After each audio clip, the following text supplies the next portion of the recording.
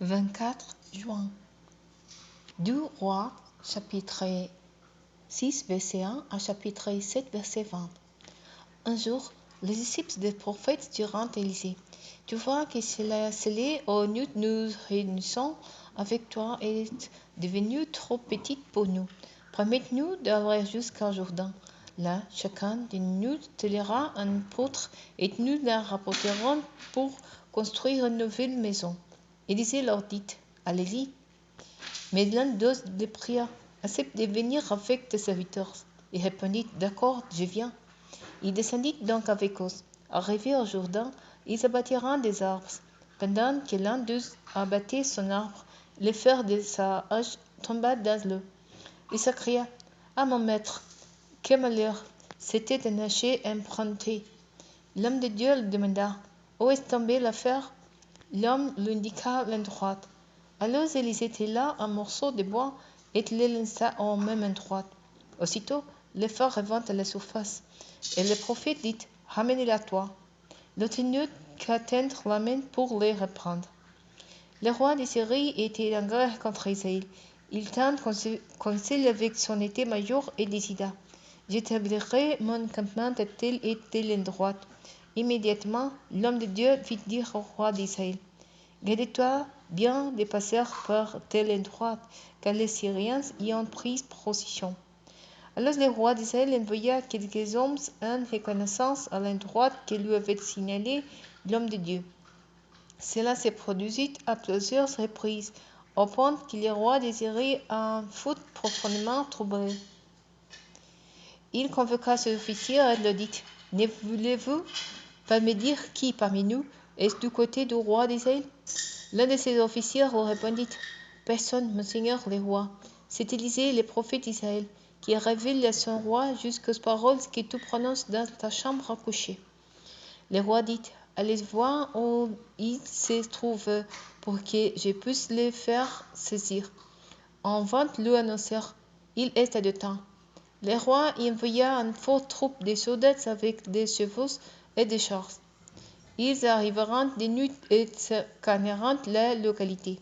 Le lendemain matin, le serviteur de l'homme de Dieu se leva de bonne heure et sortit. Il vit qu'une troupe entourait la cité avec des chevaux et des chars. Le serviteur dit à son maître, « Ah, mon seigneur, qu'allons nous faire ?» Élisée répondit, « N'aie pas peur, car ceux qui sont avec nous sont plus nombreux qu'eux. » Puis il pria, « Éternel, je t'en prie, ouvre-lui les yeux pour qu'il voie. » L'Éternel ouvrit les yeux du serviteur qui vit la montagne pleine de chevaux et de chars de feu autour d'Élisée. Les Syriens se dirigèrent vers Élisée. Celui-ci pria l'Éternel en disant, « Je te prie, frappez d'aveuglement toute cette troupe. » Et l'Éternel les frappa d'aveuglement, comme Élisée l'avait demandé. Élisée dit aux soldats, « Vous n'êtes pas sur le bon chemin. Ce n'est pas ici, la ville où vous voulez aller. Suivez-moi, et je vous conduirai vers l'homme que vous cherchez. » Il les conduisit à Samarie. Lorsqu'ils furent arrivés à Samarie, Élisée pria encore, « Éternel, ouvre les yeux de ces hommes pour qu'ils voient maintenant. » L'Éternel leur offrit les yeux et ils s'aperçurent qu'ils étaient à l'intérieur de la ville de Samarie. Lorsque le roi d'Israël les vit, il demanda à Élisée, « Dois-je les tuer, mon père ?» Non, lui répondit Élisée, ne les tue pas. Massacre-tu des soldats que tu as capturés grâce à ton épée ou ton arc? Au contraire, fais-leur servir du pain et de l'eau, puisqu'ils mangent et qu'ils boivent, puisqu'ils retournent chez leur souverain. Alors le roi d'Israël leur fit servir un repas copieux. Ils mangeront et boiront, puis ils les envoyèrent et ils retournèrent chez leur souverain. Depuis lors, les troupes syriennes cessèrent leurs incursions sur le territoire d'Israël. Quelque temps plus tard, Ben-Hadad, le roi de Syrie, mobilisa toute son armée et alla mettre des sièges devant Samarie. Pendant que les sièges de la ville se prolongaient, une grande famine y sévissait au point qu'une tête d'âne valait 80 pièces d'argent et un livre de pois chiches 5 pièces d'argent. Un jour, les rois d'Israël passaient sous les remparts. Une femme lui cria, « Viens à mon secours, mon seigneur le roi. » Il répondit, « Si l'Éternel ne vient pas à ton secours, comment pourrais-je te secourir? Je n'ai ni blé, ni vin à te donner. » Pourtant le roi ajouta, « Qu'est-ce qui t'est arrivé? » Elle répondit, « Cette femme m'a proposé, donne ton fils, nous les mangerons aujourd'hui, et demain ce sera le tour du mien. Nous avons donc fait cuire mon fils, et nous l'avons mangé. Mais le lendemain, quand je lui ai dit, donne ton fils pour que nous les mangions, elle l'a caché. » Lorsque le roi entendit les récits de cette femme, il déchira ses vêtements. Lorsqu'il passa de nouveau sur les remparts, le peuple s'aperçut qu'il portait sous ses habits royaux un vêtement de toile, grossière à même l'épaule. Il déclara, que Dieu me punisse très sévèrement si la tête d'Élisée, fils de Shaphat, reste encore aujourd'hui sous ses épaules. Oh, Élisée s'était né dans sa maison avec les responsables de la ville. Le roi envoya quelqu'un chez lui. Mais avant que l'émissaire soit arrivé, Élisée avait dit aux responsables, « Ne voyez-vous, parce que ses fils assassins envoyaient quelqu'un pour me couper la tête? Faites attention. Quand vous verrez venir cet émissaire, fermez la porte pour l'empêcher d'entrer. » N'entendant pas déjà le bruit des pas de son maître derrière lui, il n'avait pas fini de parler que déjà l'émissaire arriva. Le roi dit à Élisée, « Tout ce mal vient de l'Éternel. Que puis-je encore attendre de lui? » Élisée répondit, « Écoutez ce que dit l'Éternel. Voici ce qu'il déclare. Demain à 7 heures, sur la place de Samarie à la porte de la ville, on vendra 10 kilos de fine farine pour un prix d'argent, et 20 kilos d'orge pour le même prix. » Le décampe du roi qui accompagnait répondit à l'homme de Dieu, « Même si l'Éternel pressait de sources dans celle-ci, comment pareille chose pourrait-elle se réaliser? » Élisée répliqua, « Tu le verras de tes propres yeux, mais tu n'en mangeras pas. » Près de la porte d'entrée de la ville se trouvaient 4 hommes atteints d'une maladie de porc en impur. Ils se dirent l'un à l'autre, « À quoi bon rester ici à attendre la mort? Si nous décidons d'entrer dans la ville, nous y mourrons, car la famine y règne. Si nous restons ici, nous mourrons également. Venez, descendons plutôt au camp des Syriens et rendons-nous à eux. Si nous laissons vivre, tant mieux, et si nous ferons mourir, eh bien, nous mourrons. » Vers le soir, ils se préparant donc à descendre au camp des Syriens. Lorsqu'ils furent arrivés à la limite du camp, il n'y avait plus personne. Le Seigneur avait fait entendre aux Syriens le bruit d'une grande armée venant avec des chars et des chevaux.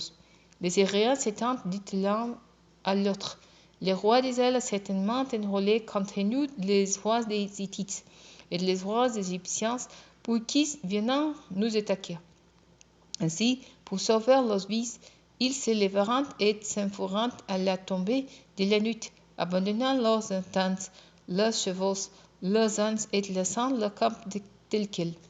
Lorsque les hommes affectés d'une maladie de la peur furent donc arrivés à la limite du camp, ils entrèrent dans une tente, où ils mangeront et boiront ce qu'ils y trouveront.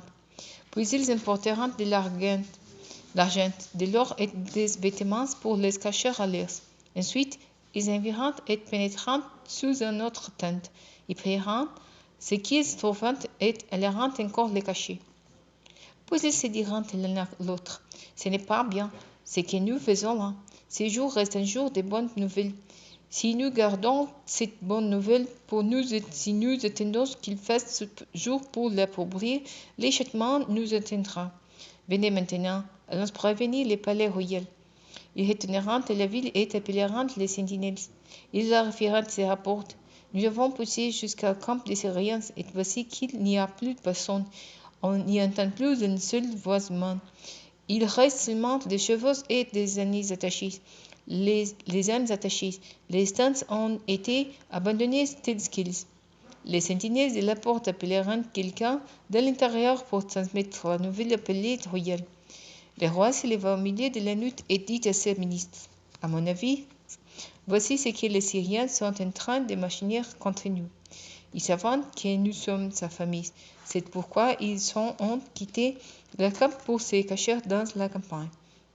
Ils doivent se dire, les assiégés vont sortir de la ville.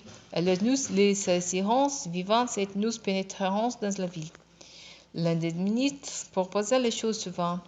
On pourrait envoyer quelques hommes et les 5 chevaux qui nous restent encore dans la ville. Nous n'avons rien à y perdre, car ils connaîtront les mêmes sortes que celui de toute la multitude d'Israël qui reste dans la ville et qui va vers sa fin.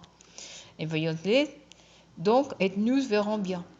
On équipa donc 12 chars attelés de chevaux, et le roi envoya une patrouille à la recherche de l'armée syrienne et leur disant d'aller voir ce qui s'est passé. La patrouille suivit les traces de l'armée syrienne jusqu'au Jourdain. Les hommes virent la route toute jonchée de vêtements et de matériel que les Syriens avaient abandonnés dans leur précipitation. Ils envirent faire leur rapport au roi. Alors le peuple de Samarie se précipita vers le camp des Syriens pour les piller.